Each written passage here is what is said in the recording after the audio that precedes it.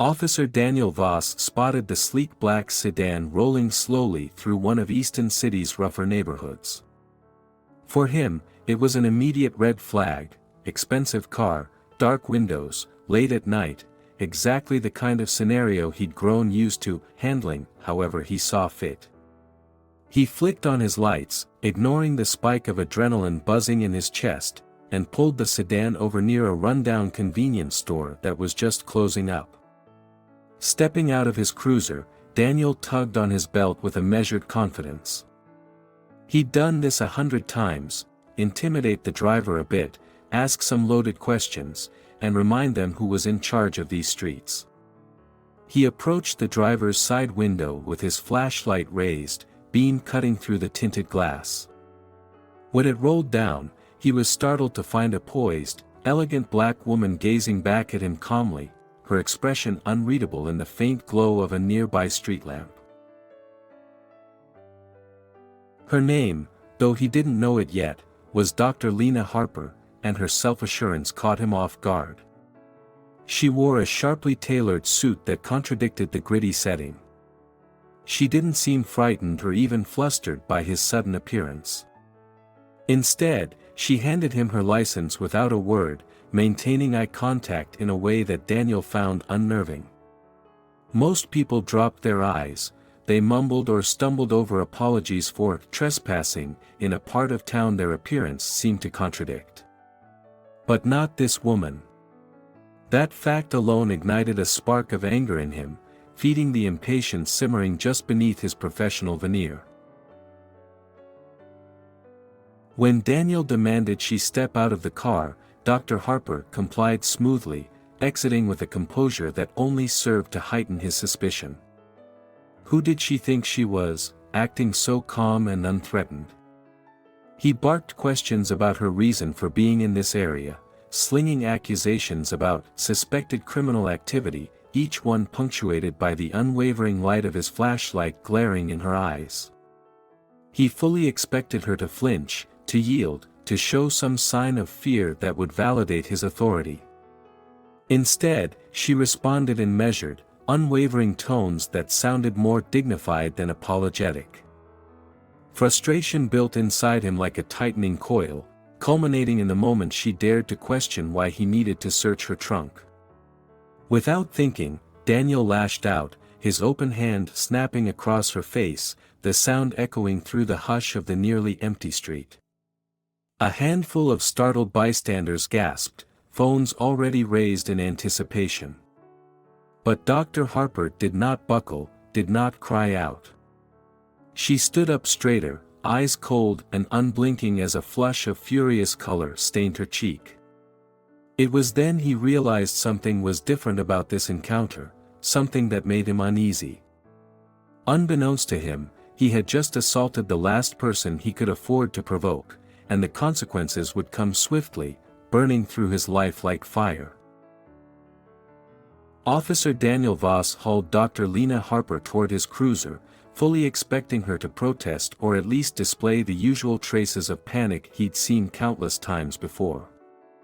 Instead, she maintained a startling, almost eerie composure, even as a small crowd began to gather, phones raised in discreet curiosity.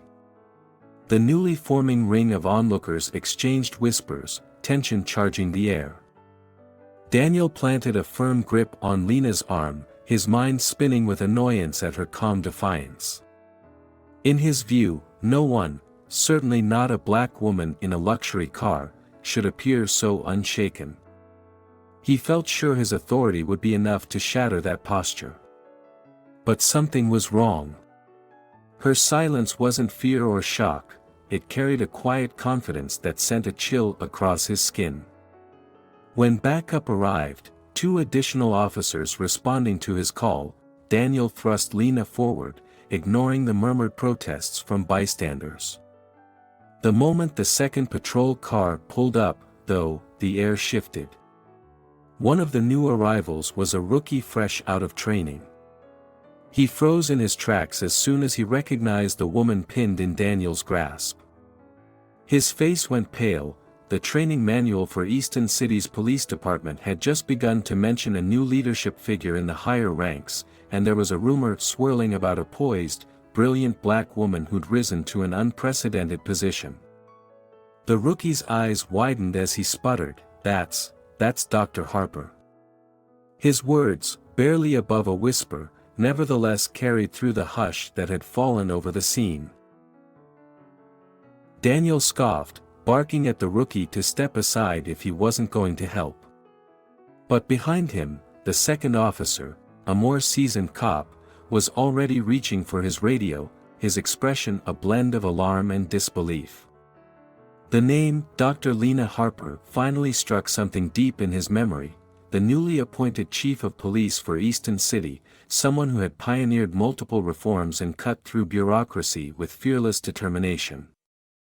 This was the woman whose name had been buzzing around City Hall, the one rumored to be unafraid to confront any form of injustice, even within her own department. And here she was, momentarily cuffed by one of her own officers, an officer who appeared to have no idea that he was effectively assaulting his highest superior. The murmured chatter in the crowd grew louder. Some realized who she was, others, uncertain, sensed that Daniel had made a grave mistake. A stern-faced woman filming the scene with her phone called out, "Officer, do you have any idea who you just slapped?" But Daniel, still blinded by his perceived control, ignored her. His arrogance faltered, however, the instant the veteran cop gestured for him to step aside and release Lena. "Voss," the officer hissed, eyes flicking nervously between Daniel and their captive, "uncuff her. Now." Yet Daniel stubbornly refused, barking that she was resisting, and that he'd handle the situation himself. That was the moment Dr. Harper decided to finally speak. Her voice was steady, quiet, but charged with authority that rippled through everyone present. "Officer Voss," she said, "I'm Dr. Lena Harper. I run this department, and you've just made the worst mistake of your life." The words landed like a thunderclap in the tense air, and everything shifted in an instant. The onlookers erupted into shocked exclamations, phones held higher, capturing every second of the policeman's stunned expression. The other officers took a step back, horror dawning on their faces. Without blinking, Lena repeated, "Remove these cuffs." Her calm and commanding tone left no room for doubt, and in that moment, every shred of Daniel Voss's presumed power drained away, replaced by the dawning horror that he had just assaulted the chief of police. The atmosphere in the station shifted the instant Dr. Lena Harper walked through the front doors, flanked by the officers who had just witnessed her being assaulted on the street. Officer Daniel Voss tried to maintain his usual swagger, but the tension in the lobby was almost suffocating. Fellow officers paused mid-conversation, dispatchers slowed their typing, and even the buzzing fluorescent lights seemed to hum louder in the sudden, weighty silence. A few officers threw uncertain glances in Voss's direction, others just stared, dumbstruck, at the sight of Lena, battered cheek, immaculate suit, and unmistakable authority, striding in as if she owned the building. Which, in many respects, she did. He felt everyone's eyes on him as they processed the unbelievable. The newly appointed chief of police, hailed for her reforms and community-first approach, had been stopped and slapped by none other than one of her own. It would have been shocking enough if he'd merely manhandled her, but the fact that he had actually struck the chief was nothing short of career suicide. Word spread in hushed tones that the incident had already been filmed, that the footage was being uploaded to social media as they spoke. Phones vibrated and chimed across desks, notifications pouring in with links to the video. A few incredulous scoffs and gasps echoed in the corridors. Nobody wanted to believe such a reckless act could happen here. Daniel's immediate attempts to justify his actions, muttering about suspicious behavior and resisting orders, fell flat under the weight of Lena's calm presence. She'd said little on the drive over, but in the station, her stance spoke volumes. That posture, combined with the bruise darkening across her cheek, rendered Daniel's excuses almost absurd to the small cluster of officers who gathered around, uncertain whether to intervene or simply watch the dominoes fall. Lena asked for the footage from the squad car camera, in a voice that demanded compliance. When the watch sergeant replayed it on a monitor, the room fell utterly silent, grimaces forming on even the most hard-bitten cops' faces. There was no defending what they saw on screen. Daniel's outraged tone, his forceful handling of her, the crack of his palm connecting with her cheek, it was all there, irrefutable and damning. Within minutes, higher-ups started filing in, alerted by urgent texts and calls. Tension escalated as a lieutenant pulled Daniel aside, face thunderous, demanding an explanation. Meanwhile, Lena subtly recounted the sequence of events to a small group of officers. She never raised her voice, but every detail she provided, every moment of Daniel ignoring her rights, every second of his aggression, stood as a testament to misconduct no one could spin away. Daniel's desperation became increasingly obvious. He tried to paint her as uncooperative, tried to claim she refused to follow instructions, but each argument collapsed under the raw footage and eyewitness accounts. And with every failed defense, the circle of allies Daniel once counted on shrank. The stares leveled at him weren't just disbelief, they were pity mixed with impending condemnation. By the time an internal affairs investigator arrived, summoned hastily from a late-night shift, it was clear that this was only the beginning of a far deeper reckoning. Lena, jaw set, quietly insisting she would remain until proper protocol was followed, underscored that Daniel Voss's troubles had only just begun. Word spread about the altercation almost as fast as the video itself. Within an hour of the footage hitting social media, it had circulated across local news networks and national outlets, igniting a wave of public outrage. At first, the story seemed too shocking to be real, an officer assaulting his own police chief, but the stark images and crisp audio left no room for doubt. The sight of Dr. Lena Harper's stoic face, reddened cheek, and unshakable composure played on loop in news studios and home televisions across the region. Outrage and disbelief fueled a digital storm, with hashtags like #JusticeForChief Harper and #PoliceAccountability trending almost immediately. Outside the station, protesters gathered in an unprecedented show of support for Lena. Some held signs reading, "Protect those who protect us," or "Accountability, not abuse," while others arrived simply to lend their voices. They chanted, demanded answers, and recorded every development on their phones to share with the world. Local journalists, spurred by the fervor, congregated on the station steps, their microphones and cameras trained on any officer who ventured outside. A flustered desk sergeant tried to quell the noise, pleading for calm and claiming the department was investigating fully, but the crowd's energy only intensified. They wanted immediate transparency, and every minute of official silence fueled further suspicion. National media picked up the headlines, devoting entire segments to the shocking footage. Political commentators dissected every frame, the way Officer Voss pulled Lena from her vehicle, the moment of the slap, the stunned expressions on bystanders' faces. During talk shows, panelists debated the deeper cultural implications. If a high-ranking official like Dr. Harper could be treated so violently, what did that mean for everyday citizens? Some criticized broader patterns of misconduct in policing, while others insisted it was an isolated incident.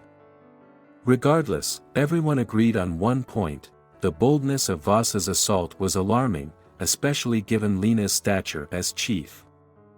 Local government officials also found themselves in the spotlight. The mayor called an emergency press conference, vowing swift justice and reform. Community groups quickly organized, planning gatherings that aimed to highlight systemic problems the incident had exposed. Parents questioned how they could trust sending their children into a world where even the chief of police wasn't spared from aggression. Civil rights organizations, many of which had long championed Lena's early reforms in Easton City, publicly condemned the violence and offered her support. They reminded citizens that transparency and consistent accountability were cornerstones of Lena's leadership, urging officials not to let this be swept aside by bureaucratic maneuvering. Amid the uproar, Lena herself maintained a low profile, releasing a brief statement that reiterated her commitment to due process and the department's existing protocol for internal investigations. Her restraint only fueled the media's fascination. Whether from admiration or morbid curiosity, the public held its collective breath, waiting for the next move, understanding that in an age where a single viral video could reshape entire communities, this incident was more than just a one-time scandal. It was a tipping point that nobody could ignore. Officer Daniel Voss watched his world unravel piece by piece, unable to halt the momentum set in motion the moment he struck Dr. Lena Harper.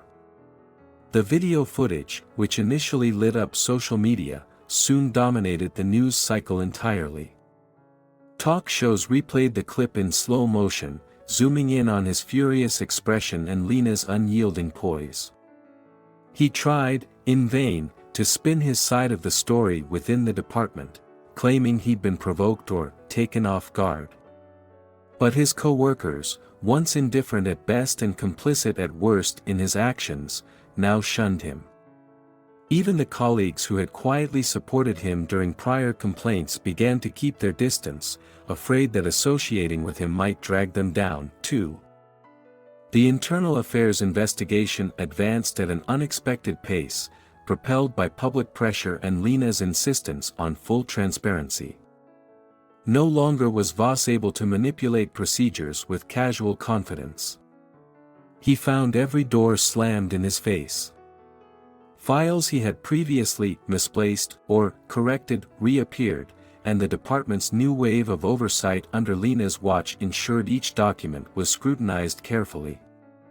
Cases from years past resurfaced, ones in which he had used questionable force or had conveniently lost body cam evidence.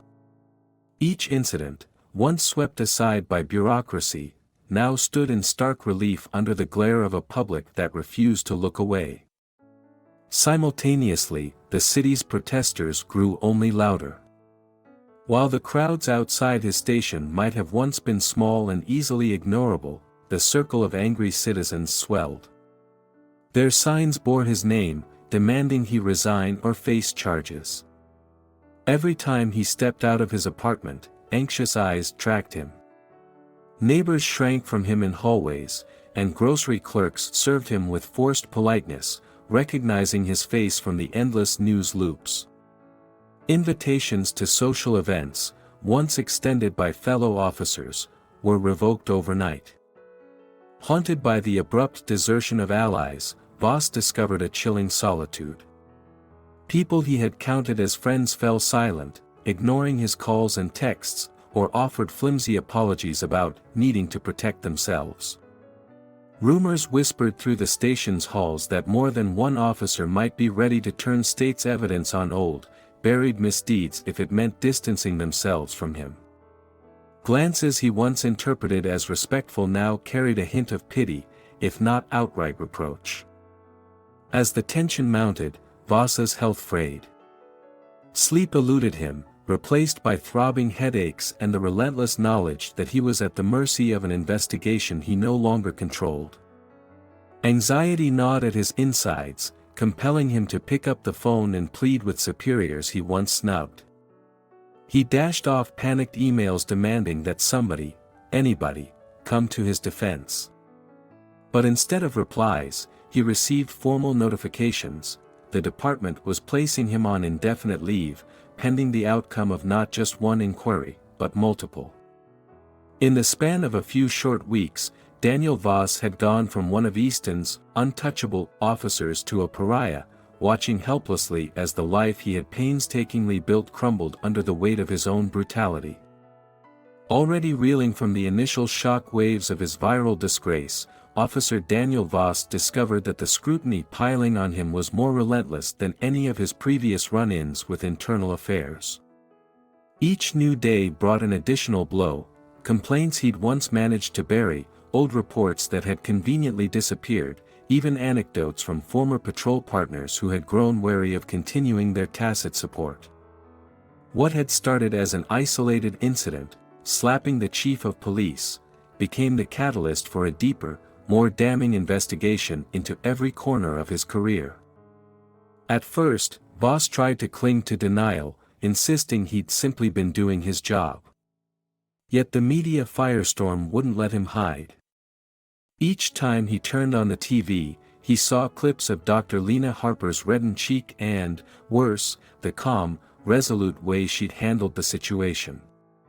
He heard local pundits dissecting his entire record: past brutality accusations, questionable stops, internal complaints that had been inconclusively resolved. Everything he'd shrugged off as minor, or believed was erased by departmental indifference, now surfaced in the harshest possible light. His mental state worsened under the unrelenting pressure.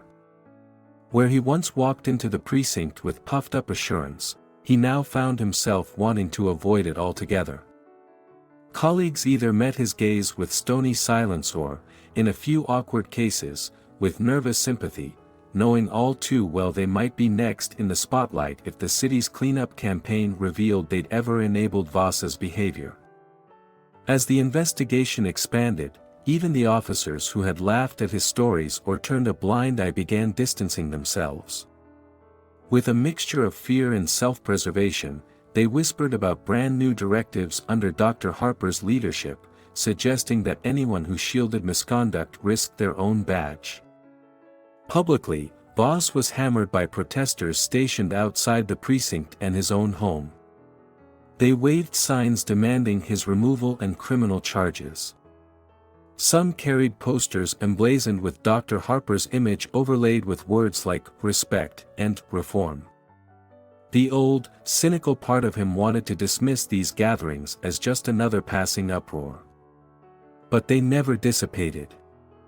If anything, they grew stronger as journalists uncovered more about his checkered past. Neighborhoods he once patrolled sprang up with personal stories, people stepping forward to talk about humiliating searches, intimidation tactics, or petty arrests that upended their lives. Even in his private life, Voss felt the walls closing in. Family members, who had always vaguely known about his aggressive style, began to question the moral lines he'd crossed. An uncle canceled a planned fishing trip until things blew over, which seemed more like an indefinite separation. His once regular buddies at the local bar offered uneasy half-smiles before turning their backs, worried that being seen with him could spark backlash for themselves. Rumors spread that lawyers and advocacy groups were digging into old files, hoping to reopen any allegations that had never reached a fair hearing. In this suffocating swirl of public outrage, deserted allies, and departmental reforms swiftly enacted under Lena Harper's watch, Daniel Voss realized his past was no longer hidden behind stacked paperwork. Piece by piece, his standing, his relationships, even his sense of self, eroded under the relentless glare of a public and a chief determined to bring about real accountability.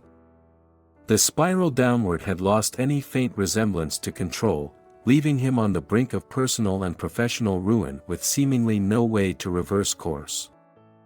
The moment Officer Daniel Voss raised his hand against Dr. Lena Harper, he did far more than commit a single act of violence. He exposed a deeper institutional failure and the powerful impact of personal prejudice. In a system where superficial judgments often go unchecked, Voss had grown accustomed to mistaking authority for immunity. He presumed that a black woman driving a luxury car at night was someone he could dominate and humiliate without repercussions. What he did not anticipate was that his target was not only undeserving of this treatment, but also held a level of power capable of dismantling everything he relied on. Dr. Harper's quiet resolve showcases how courage, combined with legitimate influence, can unravel long-standing abuse. She does not respond with anger or vengeance.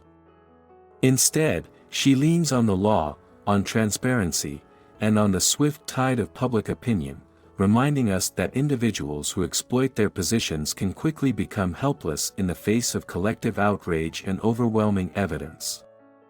Her unwavering stance reveals that no one, no matter how shielded by a badge, can remain untouchable when truth surfaces and institutions are pressed to uphold integrity. The story also underscores how technology and social media amplify accountability. The viral footage of the slap made it impossible to sweep the incident under the rug, mobilizing citizens who refused to stay silent. Protests, hashtags, and panel discussions emerged overnight, all aimed at ensuring that official rhetoric turned into real reform. The voices of everyday people pushed local leaders to confront their roles in tolerating misconduct and forced them to prioritize the removal of dangerous officers. Meanwhile, Vasa's downfall illustrates the perils of hubris. Believing himself invincible after years of intimidation tactics, he failed to recognize the growing shift within the department under Lena's guidance. While his badge once provided cover for prejudice, that same badge became a glaring target once the truth was laid bare. As old complaints resurfaced and new investigations began, the message was clear: this was not a random confrontation, it was the culmination of a system set on finally holding someone like Vos accountable for every misdeed. Lastly, the community's unwavering demand for justice is a central thread. The citizens, often brushed aside, rallied to Dr. Harper's side upon learning of her ordeal. They saw her as both victim and leader, a symbol that encouraged them to speak against abuses they might otherwise have deemed inevitable. Through combined resolve, her assertive use of formal power and the public's loud refusal to ignore wrongdoing, meaningful change became possible. Policy shifts, reopened cases, and deeper scrutiny ensued, showing that a moment of violence could spark a larger social awakening.